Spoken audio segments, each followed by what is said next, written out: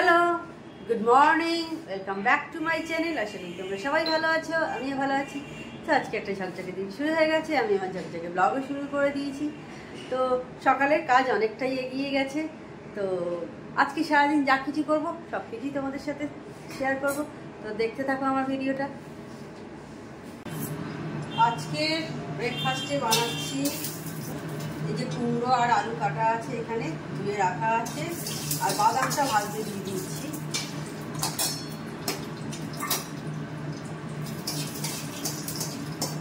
কুমড়ো আলু তরকারিতে একটু বাদাম দিলে বেশ ভালো লাগে, তাই না? ও, শুকনো লঙ্কাটা নিয়ে আসলাম, নিয়ে চলে এসেছি। ফ্রিজে থাকে তো, ফ্রিজ থেকে বের করে রেখে দিয়েছি, নিয়ে আসা আর হয়নি।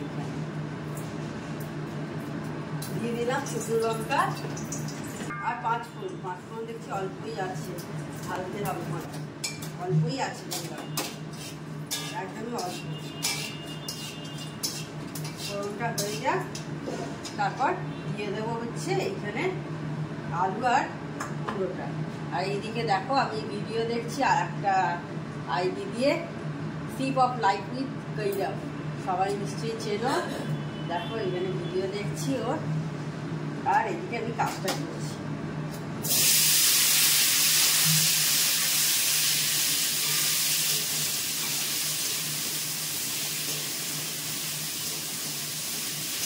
ভাজা ভাজা হোক, তারপর তেল, নুন, মিষ্টি সব দিয়ে দেবো। এই সব নুন, চিনি, মিষ্টি সব দিয়ে দেবো।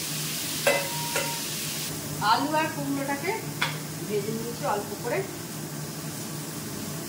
এবার দিয়ে দিচ্ছি এর মধ্যে গুড়। আমরা এখন তো চিনি খাচ্ছি না, গুড় খাই, সেই জন্য গুড় দিয়ে দিচ্ছি। আর নুনও খাই আমরা হচ্ছে রক সল্ট, যেটা টাটার রক সল্ট, হিমালয়ের রক সল্ট, ওইটা খাই আমরা। হলুদ দিয়ে দিলাম,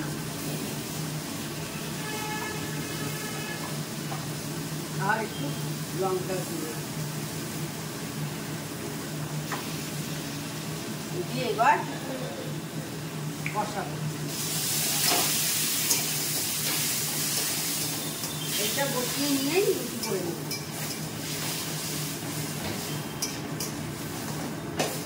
একটু ফুটে যাক, ফুটে গেলে রুটিটা করে নেব।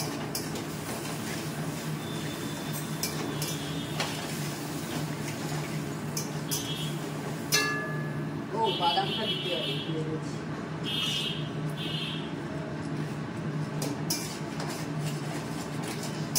হয়ে গেছে কষানো, এবার আমি এর মধ্যে জল দিয়ে দিচ্ছি।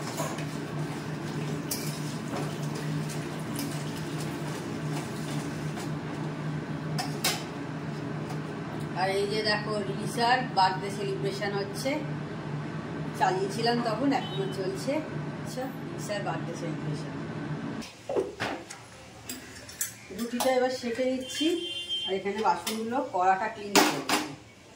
কড়াটা তো এখন বের করে দেবো না, কড়াটা ক্লিন করে দেবো। আগে এখানে রুটিটা করে নিই।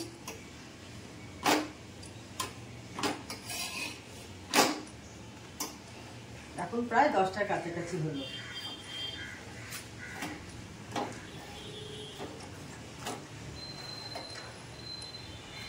ফুললো না রুটি।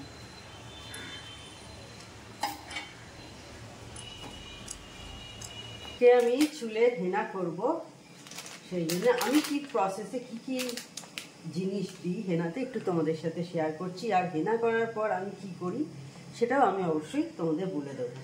তো দেখো আমি সায়ানাজের হেনা নিয়েছি, এটা আমি পুরো চুলেই লাগাবো, তো সেই কারণে আমার পুরোটাই লাগবে।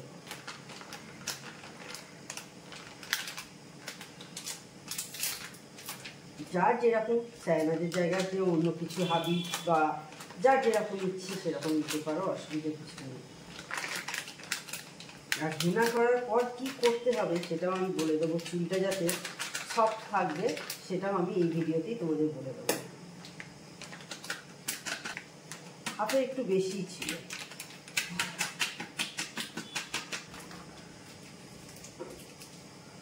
10 টাকার কফি লাগে, কিন্তু আমার 10 টাকার কফি আমার কেনা নেই, আমার এই 2 টাকারগুলো আছে, তো ওইগুলোই আমি 5টা নিয়ে নিচ্ছি, ব্যাস তাহলেই 10 টাকার হয়ে গেল। তো এইগুলো মিশিয়ে নিচ্ছি 5টা প্যাকেট। অন্যবারে কিনে নিই, এবারে ভুলে গেছি,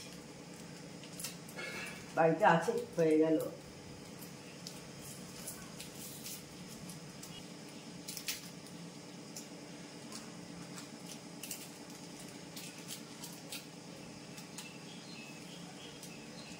দেখো 5টা নিয়ে নিলাম। আর নিচ্ছি হচ্ছে একটু হয়, এটা অপশনাল, এটা নিতেও পারো নাও নিতে পারো, যাদের মনে হবে চুলটা একটু কালারটা একটু বেশি আনতে চাও তারা একটু নিতে পারো, এটা অপশনাল, না নিলেও চলে। আর এখানে চায়ের লিকার নিয়েছি আমি, এটাকে অল্প অল্প করে মিশিয়ে মিশিয়ে করবো, দেখি আগে কতটা লাগে, পুরোটাই একসঙ্গে দিয়ে দেবো না। আর এর মধ্যে যাদের ঠান্ডা লাগার ধাত আছে, এখনো তো ঠান্ডাটা টোটালি যায়নি, তো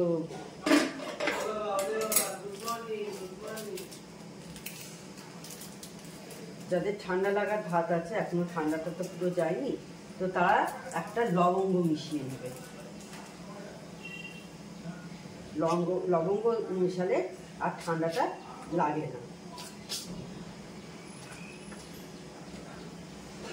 আর হেনা করার পর চুলটা কিন্তু একটু ড্রাই লাগে, তার জন্য কি করবে সেটাও আমি তোমাদের বলে দেবো, যাতে চুলটা একদম সফট হয়ে যাবে। আমি নিজে করেছি, তখন আর তোমাদের সঙ্গে শেয়ার করা হয়নি, তো সেই জন্য ভাবলাম আজকে করবো যখন তোমাদের সঙ্গেও শেয়ার করি, যাতে তোমরাও যখন হেনা করবে সেই জিনিসটাকে কাজে লাগাতে পারো।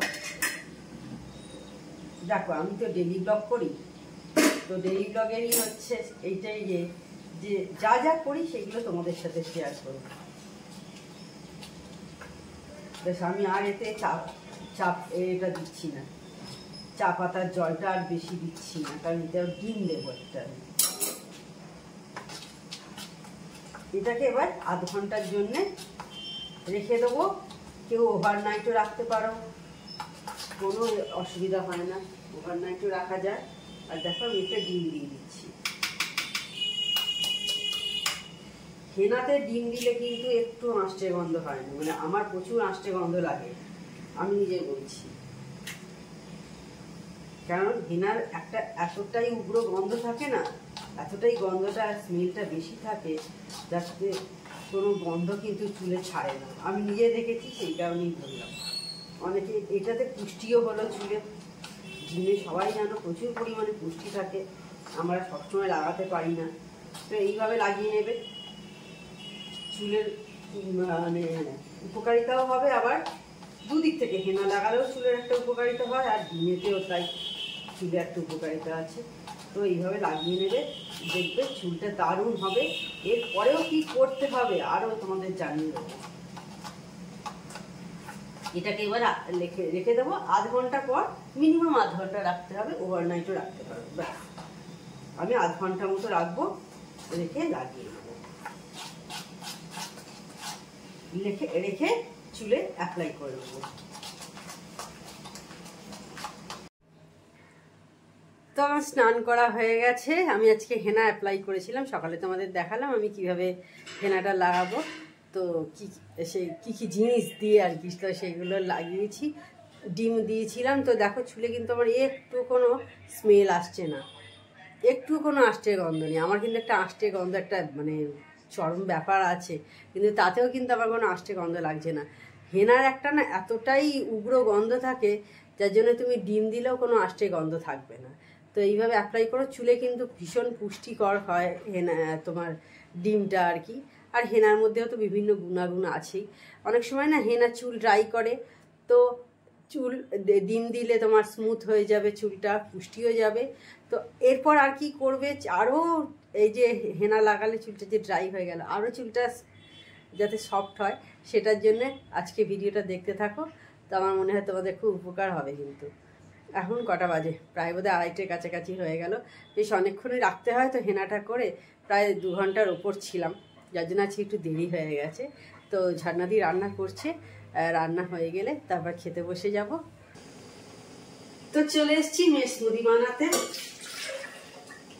আগে দুধটা দিয়ে দিলাম, এবার কলা দিয়ে দিচ্ছি।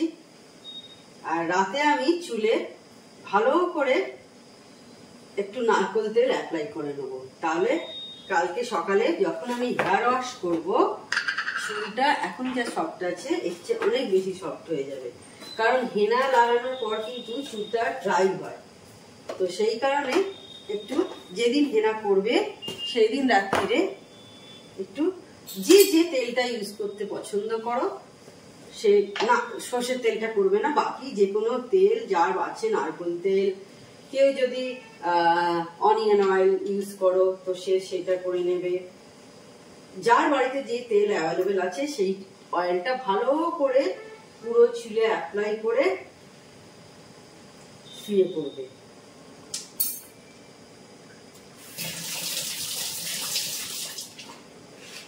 পরের দিন দেখবে হেয়ার ওয়াশ করার পর চুলটা কি সফট, এবং বেশ কয়েকদিন থাকে কিন্তু, কারণ এর আগে আমি এইভাবে করেছি, দেখেছি, তো সেই কারণেই বলছি।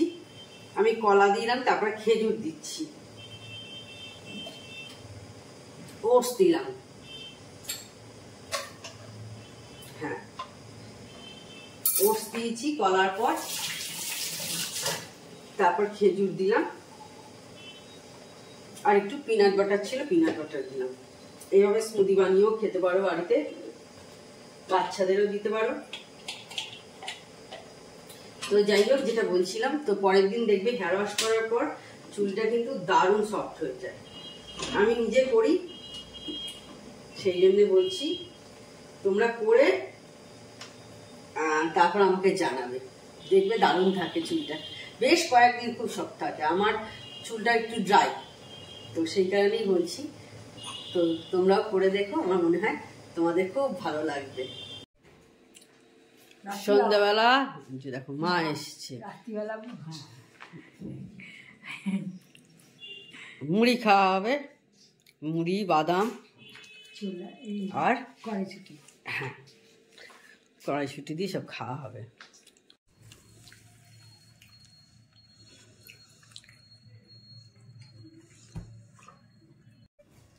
এই যে মুড়ি তুললে মুখে দেখালাম, মুড়ি খাচ্ছি সব। তো দেখলে মা এসেছিল, আমাদের মুড়ি টুড়ি খাওয়া হচ্ছিল, মা আছে এখন, যাইনি, মা যাইনি এখনো, মা আছে। তো যাই হোক, অনেকটা রাত্রি হয়ে গেছে, তাহলে আজকে ভিডিওটা আমি বড় করছি না। আমার চ্যানেল যদি তোমাদের ভালো লেগে থাকে তবে অবশ্যই আমার চ্যানেলকে তোমরা সাবস্ক্রাইব করো, লাইক করো, শেয়ার করো। আর যেসব বন্ধুরা এখনো পর্যন্ত আমার চ্যানেলকে সাবস্ক্রাইব করোনি তারা চটপট আমার চ্যানেলকে সাবস্ক্রাইব করে দিও। Tata, good night, sweet dreams.